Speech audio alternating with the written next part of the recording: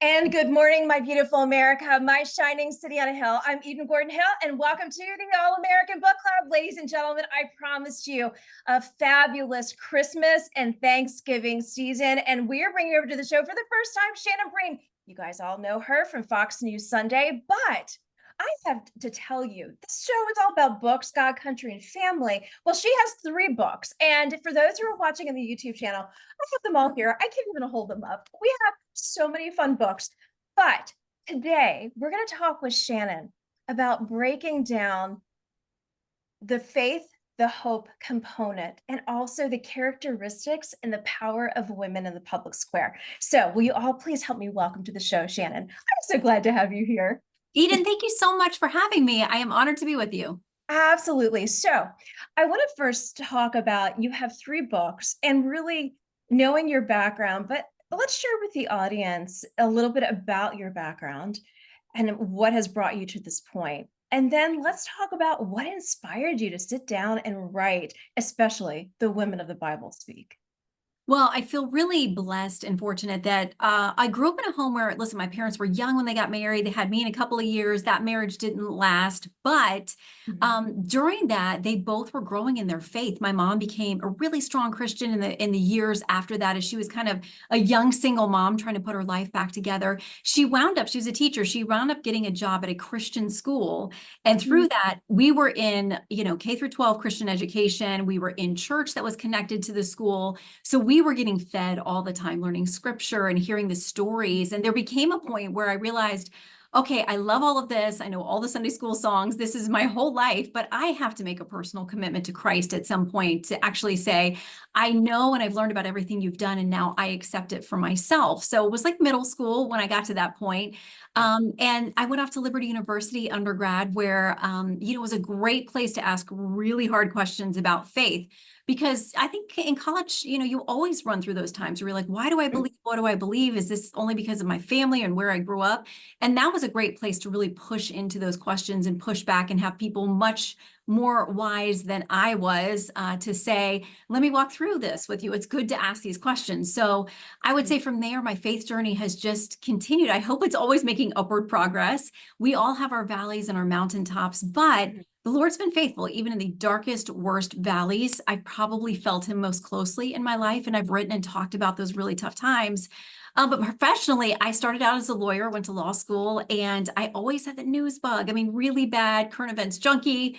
And there came a point where I was trying to juggle both being a lawyer and dipping my toe into journalism, and eventually got over into journalism full time, worked in markets in Tampa, got fired from my first TV job there, eventually landed in Charlotte, then landed here in DC, and then landed at Fox. So I was hired to cover the Supreme Court, which I still do. And I've done a lot of different shows. And now I host Fox News Sunday.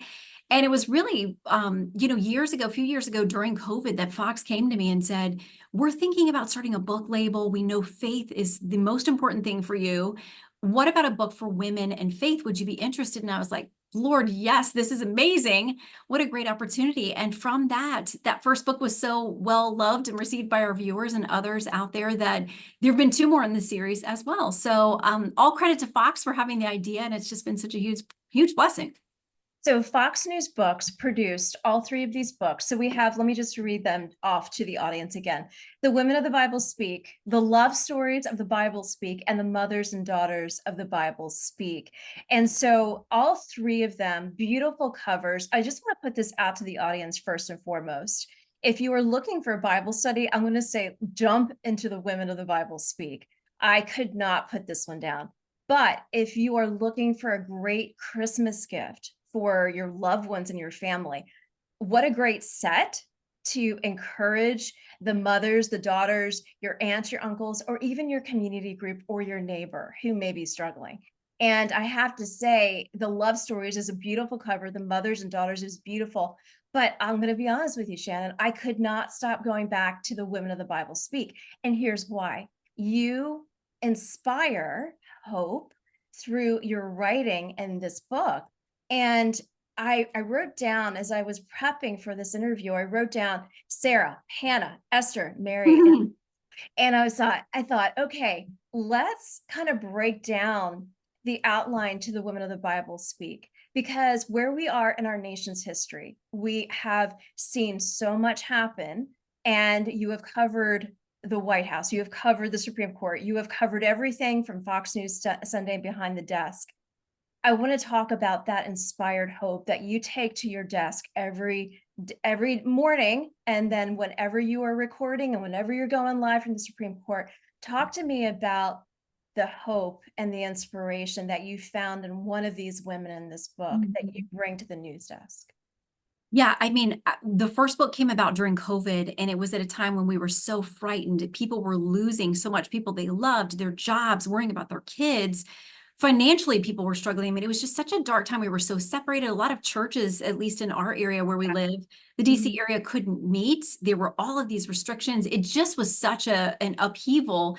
And I was so reminded and blessed by these women's stories that nothing is new under the sun, as God mhm. tells us in his word. Yeah. Women and men have suffered great tragedies over time. And so these women in the book, they're flawed, which is great because we all are, and God still used every single one of them. There's a reason he included their stories in the Bible. But whether it was heartbreak over infertility or financial ruin or destroyed family relationships, or struggling spiritually, whatever it was, I think those themes are, easy to translate into today. We as Mhm. women struggle with all kinds of different unexpected twists and deep valleys and hurts in our relationships or in our health or in our careers or whatever it is. So I was so encouraged by reading these women's stories. I knew them because of my background in church, but to really dig in, I felt like I know these women. I can't wait to meet them in heaven one day because I Yeah, feel like I got to know exactly. them as friends. And so I think that's something that translates into everyday life for me, the reminder that God is working in our situations, even Mhm. when they're really difficult and we're in the worst of it and we can't see that. And so much of what I have to cover in the news is tragedy. I mean, terror attacks and natural disasters and things that don't go your way politically or whatever it is. There's a lot of hurt out there. So I just feel I don't know how people do this world without the hope beyond this world. And so I'm grateful every day that I can get in God's word. I keep a prayer journal for other people and just study his word and spend time with him and feel like that's the equipping I need because none of us knows what our day is going to bring. Mhm. But knowing there's something beyond this life and like, I'm not in charge, thank goodness. There is a much bigger completely holy, merciful, loving God who is Yes, rooting for us, who is running the yes. show. Well, there was a couple words that I wanted to throw in here, and one was just the aspect of being cherished and Mhm. knowing we as women were cherished no matter what part of life we're in. And seeing that threaded through a lot of the powerful stories that you bring to life. And that's what I want to share to the audience. You bring these stories to life from Sarah and Abraham to Hannah and making those decisions to Esther, obviously Mary, the mother of Jesus, all of those different aspects, they were cherished, but some didn't necessarily listen to God at the time, Mhm. obviously. And And you guilty as charged. I mean, yes, I'm definitely on that here, path sometimes too. here, let me be in control first. So Right. I'll do it, and I do it much better. No. Mhm. And I love how the other thing I want to say is how God speaks to us in the in between. Mhm. And I noticed that as well as I was going through the book. I talk to me about this. You have these 3 powerful books, and they also come with workbooks. Are they Mhm. also specifically, I wanna make sure I understand this correctly, are they specifically set up for Bible studies as well? Yeah, they are. And I've heard all kinds of different stories from people doing these on their own or getting with a couple girlfriends or doing it as a formal Bible study. I've heard that a lot from a lot of different church groups. I Mhm. had a man, gosh, it's probably been at least a year ago, who stopped me at church and said, my men's group, did women of the Bible speak? I Because love we it. wanted to do this as an honor to our wives, our moms, our daughters, to kind of get into those stories and those things that were so important to them and those points of pain and redemption. I had never heard that before. I was so thankful that this guy stopped me and told me at church that the men's group had done it too. So you can do it Yeah, on your own. You can do it yeah. remotely with somebody. You can do it as a group. But I always love a study guide or a workbook. I just find I get a lot more out of it. So I'm really happy we have those for the books too. No, absolutely. And then the other thing I wanted to talk about, lending to the women in our lives, lending to as we head into the holiday season. people are in the fury of wanting to buy the best gifts, or we have to do 10,000 events before Christmas. And just lending to the mom, lending to the kitchen table. I always talk about the kitchen table discussions are probably the most powerful discussions we have that can shape and change the hearts and minds of today. Mhm. And, as I sit there and look at these 3 books and inviting women over to my house for coffee and reading through some of the devotionals and the aspects of this book, what are characteristics that you wanna just inspire and lend to women as we head into 2025, where they can say, "You know what? I have this. Let me just be reminded of the faith of Mhm. Mary, the warrior of Esther, the childlike faith of Hannah in so many ways, and Sarah, who was very bold and very stubborn, and I see a lot of traits myself in her. What would you say to this audience that is mostly women and some very powerful men, but Mhm. what would you say to them as we head into the 2025? Yeah, I love that you highlight each of them because they do bring different things to the table. And Sarah, an example of what happens when we don't fully trust God and we think we have to help him with his plans. Trust me, he does not need our help. But we've all been guilty of that. I mean, Hannah, I love the just the complete brokenheartedness that you see of her, Mhm. sobbing to the point in the temple that the priest said, "Get out of here, you're drunk." I mean, to be so, fragile and hurting and to have that happen, but her to be able to come back later and say, "Look at this is what I was praying for, this child, this was it." And the beautiful story that follows from there. I mean, Esther, she had to be brave, and it's important to remember that when Esther was first confronted with this situation where it was up to her to save the Jewish people, that she did hesitate. It's okay that we are human and we do those things. And remember, Mordecai comes to her and is like, "Oh, don't think that if you don't step up here, that God won't use somebody else and that you yourself won't be under threat." And she said, "Have all of the people fast." And she asked for support and she asked for help and Yes. guidance, and that Mhm. gave her the strength to move forward. So, in all of these stories, and of course, the faithfulness of Mary, who was so humble and said, "All right, Lord, you're asking something, that's probably very terrifying of this young woman, but, may it be as you've said. Let me trust you and equip me to walk through this." So, God is equipping us with whatever our situation brings us. And my theme in Love Stories of the Bible, it's about romantic relationships, but it's about deep Mhm. friendships too. But ultimately, the whole idea is a very Christmas related theme, which is God's pursuit and love story of us. That's Mhm. why he sent his son. He will equip you with whatever you are walking through, whatever you need from him, but he loves you unconditionally. There's nothing we can measure it on by on earth. And so please, if you take nothing else, take that with you that I think about Christ all the time. I was reading this morning in Matthew 11 where he says, my yoke is light, my burden is light. Come to me where you are weary, whether it's weary with the holidays or a family issue or a health issue or a financial issue. God loves you and he is all about redeeming and pursuing you, and he sees everything you're walking through.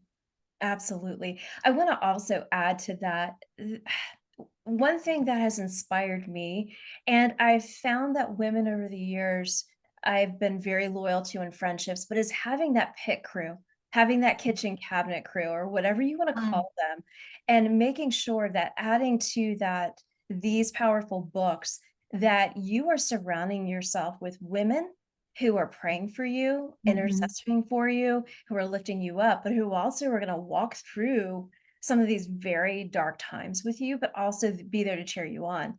And mhm. I found as I have gotten older, having been in Washington for as long as I have, I always jokingly said, it's better to have a dog. They're gonna Right. be loyal They're than always happy to see you. they so are.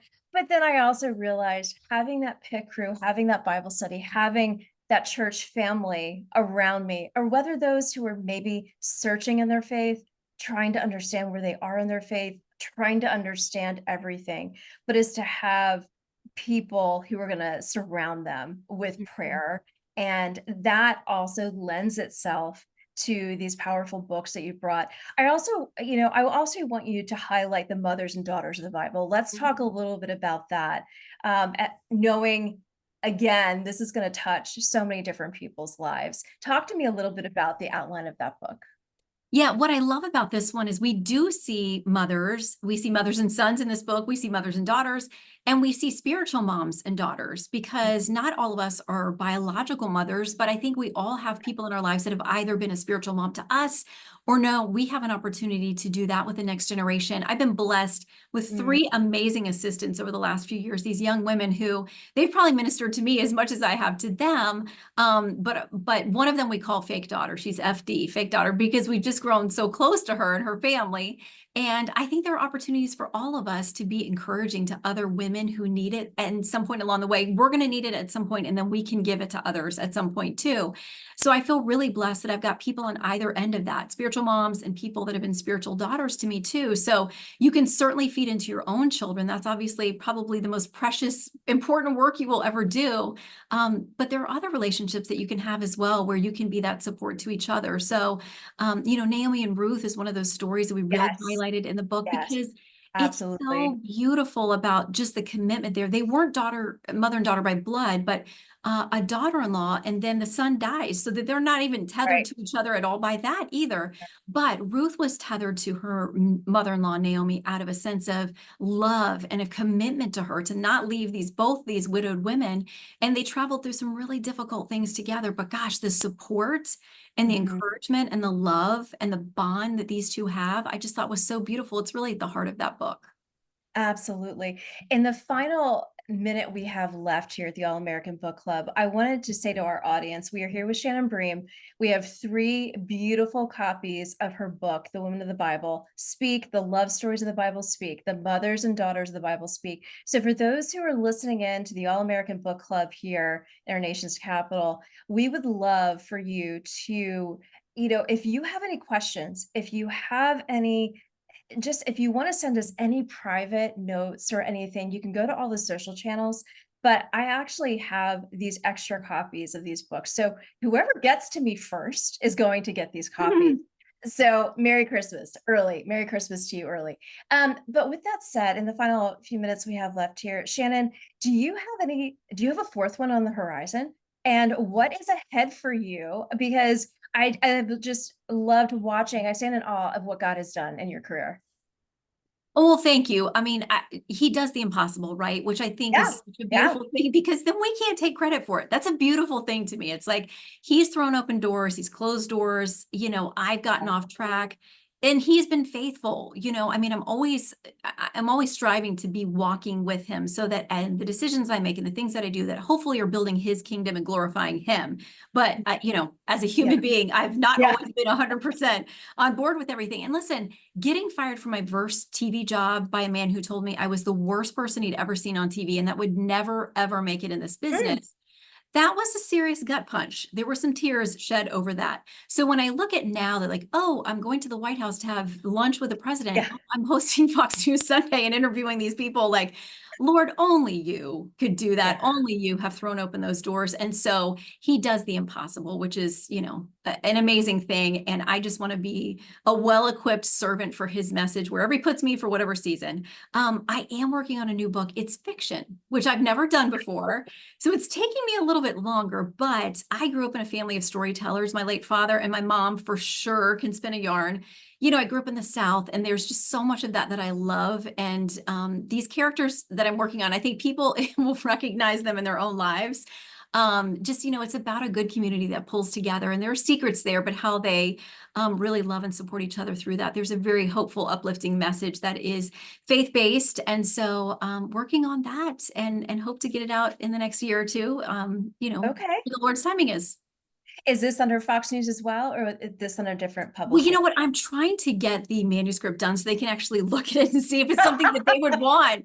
I mean, that's the first place that it would go for sure. And I hope that Yeah. they'll be interested in it. They've been so good to me and have always been really interested in any project that I'm working on. So I hope it'll land there. But I got to get it done so they can read it. So we'll see. Oh, well, let me encourage you. I can't wait to read it. I have so many different fiction authors come here to the All American Book Club, and they're just best-selling, powerful women of faith who write these majestical places of just taking women and men to another place and but Mhm. inspiring them yet as well. So I can't wait to celebrate your new fiction book. And Thank you. You are welcome back anytime. I'd love to have more conversations of just women in leadership, but women of faith in leadership. We need more inspiration more than ever before. So I'm just grateful to have you a part of this. Well, Eden, thank you. I love what you're doing. And I'll just go ahead and say it. I know it's early, but Merry Christmas. I hope everybody has a beautiful holiday season with their families. Oh, thank you so much, Shannon. Many blessings to you. And for all of those who are tuning in, stay tuned. We'll be right back with our next segment.